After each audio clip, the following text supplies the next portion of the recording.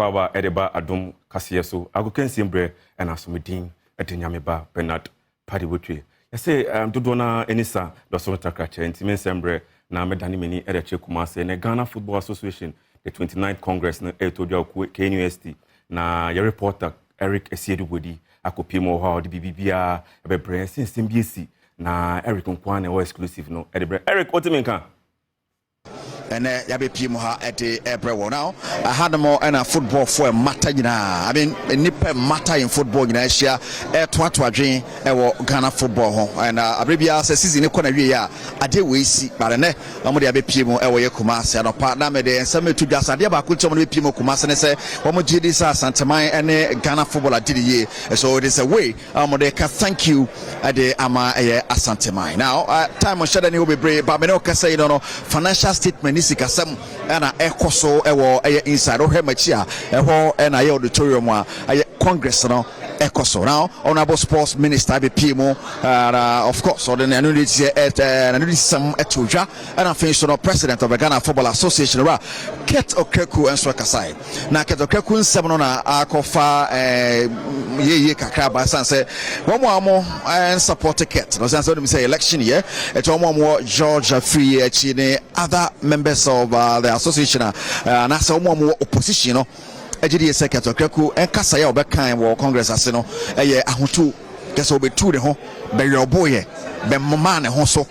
enye kasa ya kan enipa bomu na mom kasa etete enipa entabo ma ebi dwaye pa ma ora Abdul Salam Yakubu president ma New Biase United kwado opie fi ho eti video da so sia no Abdul Salam Yakubu ne bofu a opie e dey feel to so no congress one from congress e buy no campaign ene ye na mom congress ene e buy and on the on congress na say of course we some more support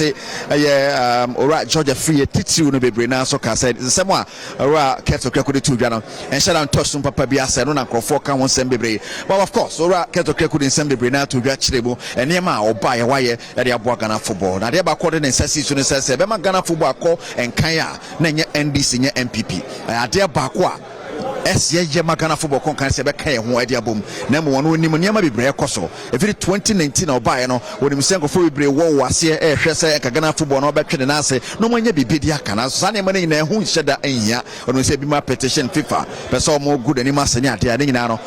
enya ade oba be respond ne enya ade be bo ma Ghana football no afana ntoma perfa so ushia politician na so person ne kasa enkonko wo nua ho enko kan sama emfa Ghana football ho eniema pa ento ne no mo kan ema papa be ma mo hu se no Ghana football die ehianie ene die ehianie eti ora Ket Okreku echire mo se so kase oto aso akọ kan sem bia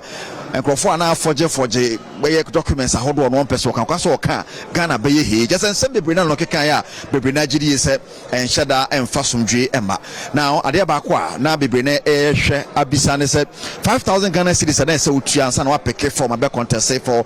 president of the Ghana Football Association na ye 50,000 Ghana cedis and penifo be get tuma na ye hwe ye penifo get tum anti kwa bia say 50,000 Ghana cedis na uhia so be utua ansa na wa pick form the president of the Ghana Football Association we gina se bet to abade amawa na penifo Ket Okreku ye wo ha bases ahodo de so a jama nipa bi ye hye mo kan Football Association omo de omo hye jama e be target echi security ne bibia is on point and penifo ba be pie mu ha comportment ne so e wo so anya easy me no Kasee no e breaki kakresan se na sports minister eko eti penifo san ko back into the auditorium a omo go so e to adwen ahwe na yewie na ye de ensasi bibi sudua e ka bibia aboa no a ye mfa kan no de nyina bebrel live e Adom TV so Kejo na Kasee Eric Esiedubodi reporting live from KNUST Gate Hall at the 29th Ordinary Congress of the Ghana Football Association. Eric Esiedubodi yera say ene be mama nkwan ma me dia go kensem no esim neni edi nsem ne chipa na me adoma nwumre so de betodwa bia de bebrem din e de nyame ba Bernard